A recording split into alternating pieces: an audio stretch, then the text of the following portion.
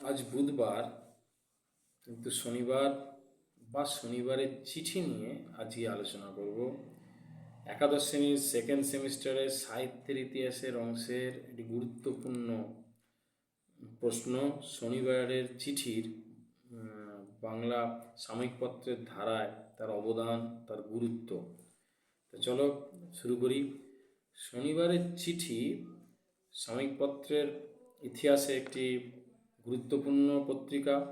এই পত্রিকা প্রকাশিত হয়েছিল 1928 সালে।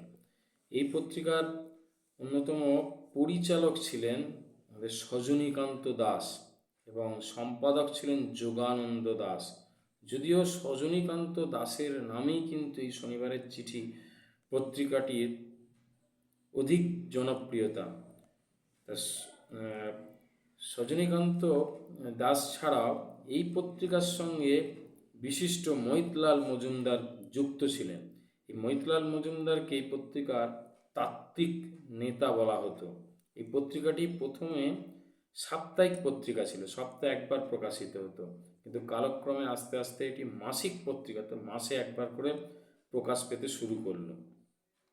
এই পত্রিকার প্রধান উদ্দেশ্য কি? কল্লোল বিরোধিতা।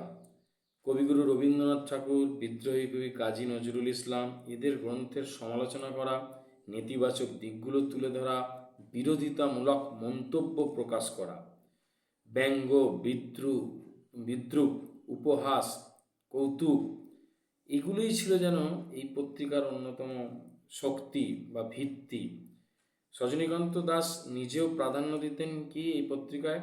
শ্লেষ, ব্যঙ্গ, বিদ্রুপ, এগুলোই বেশি করে তিনি প্রাধান্য দিতেন। যে কারণে সাময়িকপত্রের ইতিহাসে কিন্তু এই পত্রিকার একটা সাময়িক উজ্জ্বল স্থান লাভ করেছিল এই পত্রিকা। এই পত্রিকার পরবর্তীকালে যত লেখা প্রকাশিত হয়েছিল সমস্ত কিছুকে মাথায় রেখে সজনীকান্ত দাসের পুত্র রঞ্জন কুমার দাস পরবর্তীকালে দুটি গ্রন্থ সংকলন প্রকাশ করেছিলেন। এক, শনিবারের চিঠি গল্প সংকলন, দুই, শনিবারের চিঠি ব্যঙ্গ সংকলন। দুটো আলাদা গ্রন্থ তিনি প্রকাশ করেছিলেন। এগুলো থেকেই বোঝা যায় এই পত্রিকার একটি যথার্থ পরিচয় কিন্তু বাংলা সাহিত্যে, বাংলা সাময়িকপত্রের ইতিহাসে ছিল, যার অবদান কিন্তু ভোলার নয়। শনিবারের চিঠির অবদান এক কথা বলতে গেলে সাময়িকপত্রের ইতিহাসে অনস্বীকার্য। এই মোটামুটি শনিবারের চিঠির আলোচনা। এটা যদি ভালো করে মন দিয়ে শোনো তাহলে 3 বা 5 মার্কসের প্রশ্নের উত্তর লিখতে তোমাদের সুবিধা হবে। আর যদি সুবিধা হয়ে থাকে বন্ধুদের মধ্যে শেয়ার করো এবং চ্যানেলটিকে অবশ্যই সাবস্ক্রাইব করো। সঙ্গে থেকো, কবিতার ছন্দে থেকো। ধন্যবাদ।